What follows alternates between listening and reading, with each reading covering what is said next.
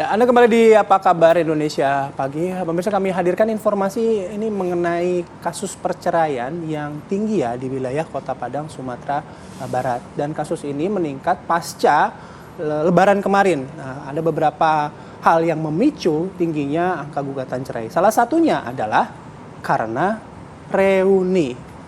Benarkah demikian, Bay? Ini tercatat hampir 100 orang ya.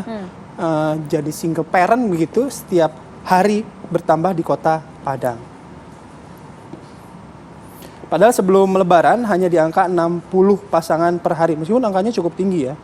Dan yang mengejutkan dalam proses perceraian melalui persidangan tersebut, penyebab perceraian adalah karena penggugat atau tergugat menghadiri acara reuni. Benarkah demikian, Bayu? Hati-hati, Bayu. Kapan ada jadwal reuni, Kok hati-hati Bayu? ke saya? Kapan ada jadwal hati-hati reuni, aja Bayu? juga ya. Hati-hati jadwal reuni ya. Ada reunian ya pada Agustus nanti ya. Tapi benarkah demikian? Karena angkanya cukup fantastis, Bay. Dari yang sebelumnya mungkin average rata-rata per harinya sekitar 50 hingga 60 pasangan per hari memohon perceraian di pengadilan tinggi agama, tapi nampaknya saat ini hampir mencapai 100% nih peningkatannya, 100 pasangan dalam satu hari. Oke, kita coba akan ajak Anda membahas hal ini. Benarkah demikian? Betulkah kemudian reuni sekolah ini bisa memicu perceraian? Nah, ini kita hadirkan pakar-pakarnya untuk Anda. Bayu, tenang, tarik nafas. Sudah ada Mbak Devi Rahmawati, pengamat sosial dan budaya, dan juga Pak Nur Rusal selaku Ketua Pengadilan Agama kelas 1A Padang. Selamat pagi Mbak Devi, selamat pagi Pak Nur Rusal. Assalamualaikum. Assalamualaikum warahmatullahi wabarakatuh. Selamat pagi Mbak. Selamat pagi Bang Bayu. Pagi. Ya, pagi. Ya, pagi. Pak Nur Rusal, mohon izin Pak, cerahkan kami semua, betulkah kemudian peningkatan angka perceraian di pengadilan negeri Anda ini karena adanya kasus reuni? Karena Bayu sebentar lagi akan reuni nih Pak. Ya, baik Mbak ya Pak.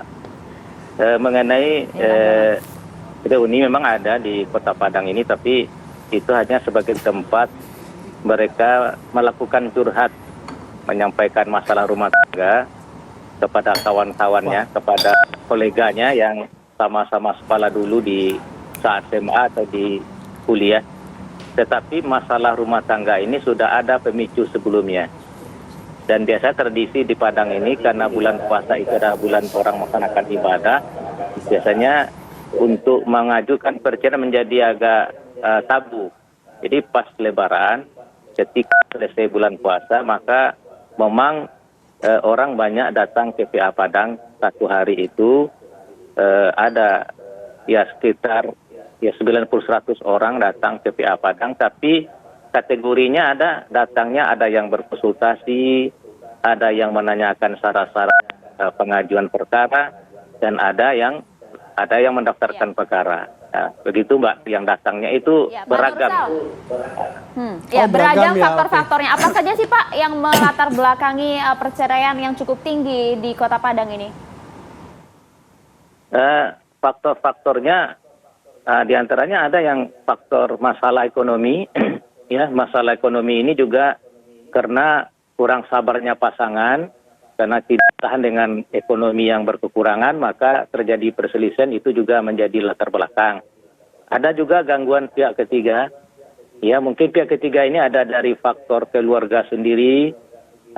Dan juga pihak ketiga ini ada dari pasangan lain atau selingkuhan. Dan inilah yang kemudian ketika ada reuni, mereka menjadikan tempat curhat lah, tempat menyampaikan masalah sama teman-temannya, ternyata nyambung dan mereka punya masalah yang sama, atau 1-2 ada perkara itu masuk karena cinta lama bersemi lagi. Nah, ini yang sering yang ada. Tapi paling banyak tuh alasannya apa Pak? Paling banyak faktor yang mana?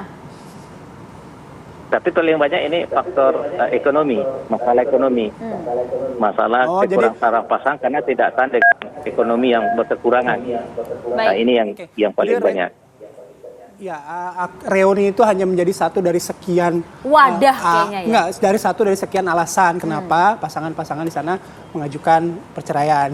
Oke, saya ke Mbak Devi dulu ya. Mbak Devi, dari fenomena ini atau dari peristiwa ini apa yang bisa Anda cermati ya Mbak Devi? Ya, secara sosial, tingginya angka perceraian setelah pandemi itu bukan hanya terjadi di Indonesia, tapi di seluruh dunia karena memang pandemi menghantam salah satu pilar ketahanan keluarga yaitu ekonomi. Nah, ini yang kemudian sebenarnya menurut hemat saya pemberitaan karena reuni tadi itu tanda kutip menurut hemat saya adalah sensasi beritanya. Karena sebagaimana disampaikan oleh beliau tadi bahwa bukan karena reuninya, tapi karena sudah ada faktor-faktor lain. Ketika bertemu dengan teman lama, memang apa namanya kita dipenuhi semangat kebahagiaan dan bertemu dengan orang yang sudah mengenal kita sehingga kita akan merasa lebih nyaman, lebih rileks untuk bercerita. Dan sebagai teman lama, ketika seorang teman bercerita, tentu kita akan berupaya berada di sisinya, di pihaknya. Jadi ketika kita kemudian menceritakan hal-hal yang kita berada dalam persimpangan, tentu sebagai teman lama yang baru bertemu saja hari itu akan membuat kita akan memiliki kecenderungan untuk berpihak pada apapun keputusan teman kita.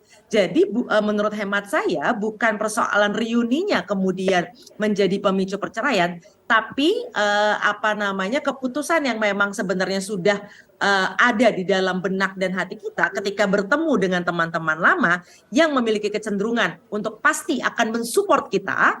Itu kenapa kita nyaman sekali bertemu dengan teman lama, karena teman lama tidak akan menyanggah kita. Dia justru akan hadir sebagai orang yang betul-betul mengenal kita, mendengarkan kita yang selama ini mungkin karena pandemi juga kita tidak punya teman lain selain keluarga karena kita terisolasi semuanya, sehingga kita merasa mendapatkan rumah baru yang kemudian menambah bahan bakar penetapan keputusan yang memang sebenarnya sudah membayang-bayangi kita sebelum pelaksanaan reuni tersebut.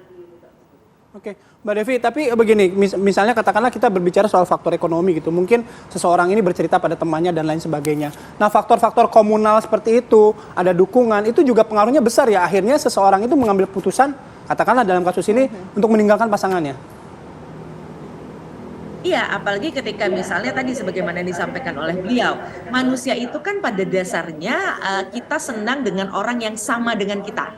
Nah, teman-teman di masa sekolah dulu tentu saja orang-orang yang mewakili kesamaan kita, minimal sama-sama masuk ke sekolah gitu ya. Itu saja sudah membangun chemistry atau kimiawi yang nyaman. Nah, ketika dalam kenyamanan ini terus kita juga menemukan kesamaan peristiwa juga, lalu kemudian justru saling menguatkan gitu ya. Ini yang kemudian menambah kepercayaan diri bahwa keputusan yang akan saya ambil itu bukan sebuah keputusan yang salah, karena toh saya punya tanda kutip rumah baru, tempat saya berlindung kalau kemudian saya harus menghadapi masa depan yang berbeda ini. Jadi itu yang membuat kemudian mereka yakin bahwa mereka tidak sendirian. Ya, itu yang meyakinkan mereka. Tapi Mbak, kalau kita lihat pada beberapa tahun lalu begitu ya, kalau zaman dulu tuh kayaknya perceraian tuh suatu hal yang tabu, yang butuh pertimbangan cukup matang, berkali-kali lipat mikirnya gitu. Tapi nampaknya saat ini menjadi salah satu solusi cepat bagi setiap permasalahan rumah tangga. Betul demikian nggak sih Mbak, Anda melihatnya dengan meningkatnya angka perceraian tentunya? Betul. Ya, studi dari 20 tahun lalu di Barat gitu ya, karena studi-studi seperti ini nggak mudah dilakukan. Jadi memang referensinya banyak sekali terpaksa di Barat gitu ya. 20 tahun lalu mereka sudah memprediksi bahwa memang kehidupan modern akibat kehadiran teknologi itu membuat setiap orang melihat kehidupan itu layaknya menggunakan teknologi. Teknologi itu kan kalau kita tidak suka, tidak nyaman kayak main game, ya kita main game over aja. Kita main turn off gitu, matikan. Nah, ini mempengaruhi pola perilaku kita juga dengan pasangan. Ini bahkan sudah 20 tahun lalu sudah ada bukunya tentang hal tersebut gitu ya.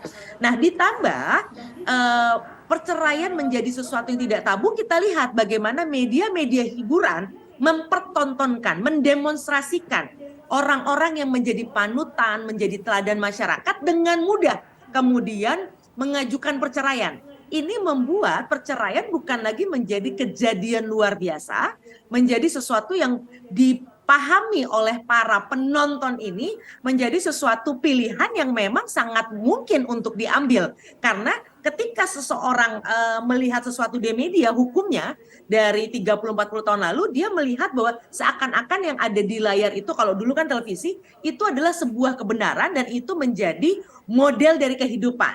Nah, ini yang kemudian menjawab kenapa seakan-akan perceraian menjadi sesuatu yang lumrah saat ini. Oke, baik, nanti kita lanjut lagi Mbak Devi, Pak Nursal, pembahasannya kita ngobrol lagi. Tapi kami harus jeda terlebih dahulu, kami akan kembali sesaat lagi.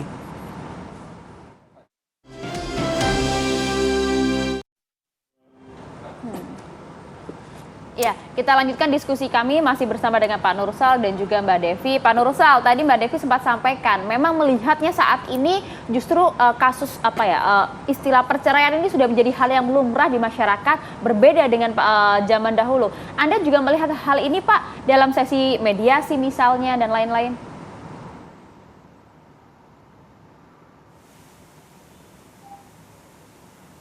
Kurang nyambung. Halo Pak Nursal.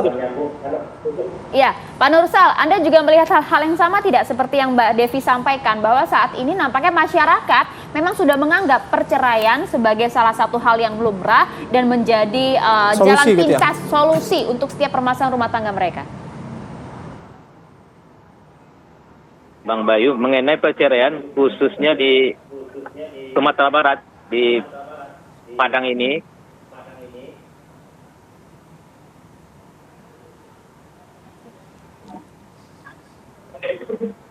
oke, mengenai perceraian khususnya di Sumatera Barat, di Kota Padang, memang menjadi sesuatu yang masih tabu.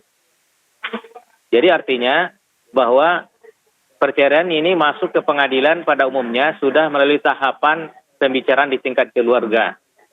Kemudian di tingkat keluarga itu ada namanya melalui orang tua, nini mama, kemudian baru masuk ke pengadilan.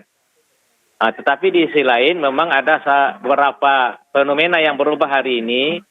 Ada memang pasangan di Padang ini tidak melewati seperti itu lagi. Ada yang langsung ke pengadilan, ada yang tidak melewati keluarga, tapi di pengadilan tetap dilakukan mediasi, tetap didamaikan, tetap didatangkan pihak keluarganya, bagaimana bisa antara pasangan suami istri ini didamaikan kembali.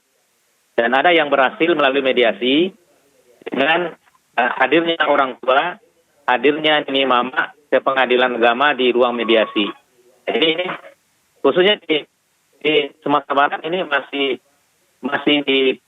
menjadi tabu, tapi ada beberapa pasangan atau beberapa yang hari ini pasangan muda-muda itu memang menjadi tidak perlu lagi melewati keluarga dan mamanya. Itu Pak. Oke. Pak Nursal, kalau tadi Anda menyebutkan ada beberapa mediasi yang berhasil begitu. Biasanya faktor-faktor apa saja yang mempengaruhi dalam sebuah mediasi sehingga akhirnya pasangan tersebut tidak memutuskan tidak berpisah gitu? Jadi mediasi ini adalah sarana untuk secara tertutup ya. Ini mediasi ini tertutup untuk orang lain, hanya prinsipal atau para pihak saja yang menghadiri atau didamping oleh kuasanya. Pertama, karena memang di latar belakang mereka berhasil mengingat usia perkawinan yang masih muda, antara 5 tahun sampai 10 tahun. Yang kedua, mengingat anak, ya anaknya masih kecil-kecil. Kemudian juga ada faktor dorongan keluarga. Jadi orang tua serta paman atau mamanya ikut mendamaikan di luar persidangan atau di rumah. Kemudian di saat mediasi, faktor keluarga ini sangat penting juga kami disampaikan di mediasi, sehingga para pihak terdorong kembali untuk rukun dan ingin melanjutkan perkawinan walaupun yang ujungnya ada pernyataan atau dibuat surat pernyataannya untuk melakukan apakah tidak melakukan kekerasan dan perjanjian-perjanjian yang dibuat di hadapan mediator. Begitu Bang Bayu. Ya, Mbak Devi, faktor keluarga menjadi faktor terpenting pada saat mediasi ternyata yang disampaikan Pak Nurul. Meskipun kita tahu pernikahan kan urusan dua manusia, sang suami dan juga sang istri. Tapi betulkah kemudian keluarga ini cukup penting juga untuk menjaga rumah tangga? Itulah perbedaan karakteristik sosial masyarakat timur seperti Indonesia dengan barat. Pernikahan di masyarakat timur bukan hanya pernikahan antara dua orang, tapi pernikahan antara dua keluarga besar. Sehingga keputusan menikah atau keputusan untuk berpisah biasanya bukan hanya menjadi keputusan pasangan dalam keluarga tersebut, tapi seluruh anggota keluarga lainnya. Oleh karenanya memang sebenarnya ada banyak positifnya ketika lingkungan keluarga adalah lingkungan keluarga yang memang sifatnya saling mendukung dan produktif serta positif.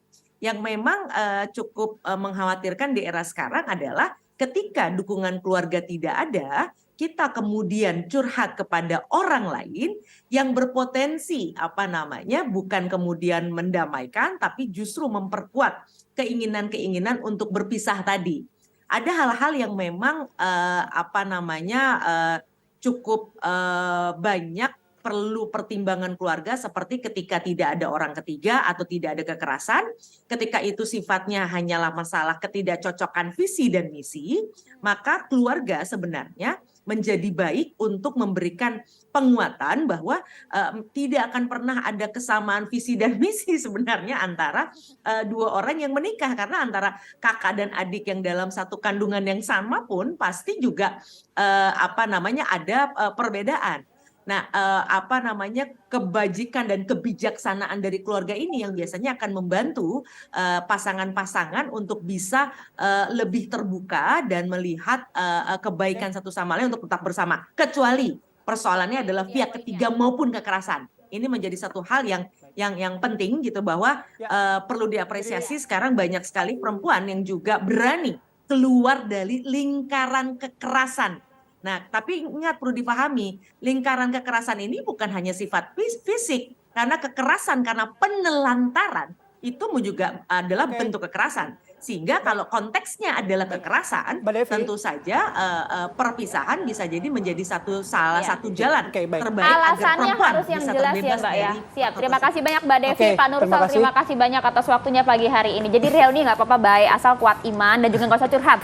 Tapi ayah juga ingat-ingat ya, nanti dengerin kalau pasangnya curhat, kasih sayang gitu ya. Baru 2 bulan masih manis-manisnya. Tapi ada satu